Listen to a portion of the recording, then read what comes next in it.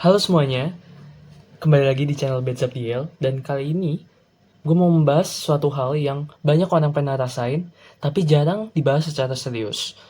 Kenapa ya? Kadang ketika kita terlalu sering menolong orang lain, justru kita akhirnya yang merasa lelah. Padahal niat awalnya baik, kita ingin membantu, ingin ada untuk orang lain, ingin membuat hidup orang lain lebih ringan. Tapi lama-kelamaan, kok rasanya capek ya? Secara emosional, mental, bahkan kadang sampai merasa kosong. Dalam psikologi dan ilmu kesejahteraan sosial, hal ini dikenal dengan istilah compassion fatigue. Secara sederhana, compassion fatigue adalah kelelahan emosional yang muncul karena kita terus-menerus berempati terhadap penderitaan orang lain. Untuk memahami hal ini, kita bisa lihat dari perspektif teori sistem dan ekologi yang dijelaskan oleh Zastrow dan Kurzgesman. Dalam perspektif ini, setiap manusia sebenarnya punya semacam sistem energi. Ketika kita membantu orang lain, kita mengeluarkan energi yang bisa kita sebut sebagai output. Energi itu bisa berupa waktu, perhatian, empati, pikiran, bahkan tenaga fisik. Masalahnya muncul ketika output yang kita keluarkan itu terus keluar, tapi input kita hampir tidak ada. Input di sini maksudnya apa sih? Yaitu seperti istirahat, dukungan dari orang lain, apresiasi, atau waktu sendiri. Kalau output terus keluar daripada input, lama-lama keseimbangan dalam diri kita akan terganggu, teman-teman.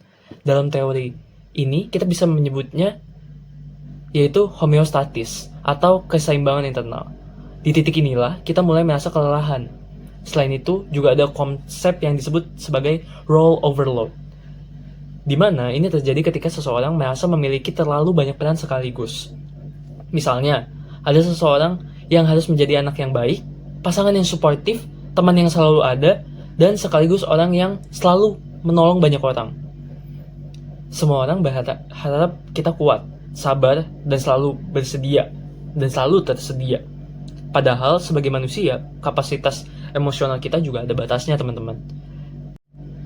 Ketika empati kita terus dipakai tanpa jeda, lama-lama mental kita bisa kelelahan.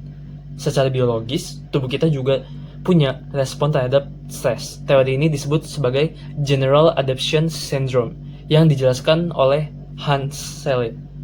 Ada 3 tahap utama dalam respon stres ini. Yang pertama ada alarm phase, di mana di fase ini kita justru merasa bersemangat untuk membantu. Kita merasa punya energi, merasa dibutuhkan, bahkan kadang merasa bangga karena kita bisa menolong orang lain, teman-teman. Yang kedua ada resistance phase, di mana di sini tubuh kita sebenarnya mulai lelah. Tetapi kita tetap bertahan, kita tetap mencoba kuat, tetap membantu, tetap hadir untuk orang lain. Namun, kalau situasi ini berlangsung terlalu lama, tanpa jeda, kita bisa masuk ke tahap terakhir, yaitu exhaustion phase. Ini adalah tahap kelelahan total, fase kelelahan total, di mana di titik ini seseorang bisa merasa sangat lelah secara emosional, kehilangan motivasi, bahkan mulai merasa kosong ketika menghadapi masalah orang lain. Inilah yang sering banyak dialami oleh caregiver. Misalnya, seseorang yang merawat anggota keluarga yang sakit kronis seperti Alzheimer atau penyakit serius lainnya. Mereka harus menghadapi tekanan emosional setiap hari, kadang tanpa dukungan yang cukup dari lingkungan sekitar. Tidak heran jika banyak caregiver akhirnya mengalami kelelahan emosional yang sangat dalam. Karena itu, penting sekali untuk memahami bahwa menolong orang lain itu memang baik, teman-teman. Tapi, kita juga perlu menjaga keseimbangan dalam diri kita sendiri. Ada beberapa hal sederhana yang bisa membantu. Yang pertama adalah memiliki confident. Bukan confident, tapi confident, pakai A. Yaitu orang yang bisa kita percaya untuk berbagi cerita. Seseorang yang bisa mendengarkan kita tanpa menghakimi. Yang kedua adalah melakukan stress management. Hal sederhana seperti istirahat yang cukup, olahraga ringan, atau mengambil waktu sendiri bisa membantu tubuh kita kembali ke kondisi yang lebih stabil. Dan yang ketiga adalah self-care, di mana kadang kita perlu terlalu fokus menolong orang lain sampai lupa merawat diri kita sendiri, teman-teman. Dan padahal, untuk bisa terus membantu orang lain, kita juga harus memastikan bahwa diri kita sendiri tetap sehat, baik secara mental maupun emosional. Menolong orang lain bukan tentang mengorbankan diri kita sampai habis, teman-teman.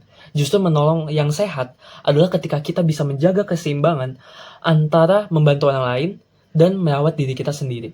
Karena pada akhirnya, empati yang berkelanjutan hanya bisa datang dari seseorang yang juga menjaga dirinya dengan baik. Menurut kalian sendiri, apakah kalian pernah merasa lelah karena terlalu sering menolong orang lain? Coba tulis pengalaman kalian di kolom komentar. Dan kalau kalian tertarik dengan pembahasan tentang psikologi sosial, fenomena masyarakat, dan ilmu kesejahteraan sosial, jangan lupa subscribe ke channel Belajar DL. Sampai ketemu di video berikutnya. Sampai jumpa.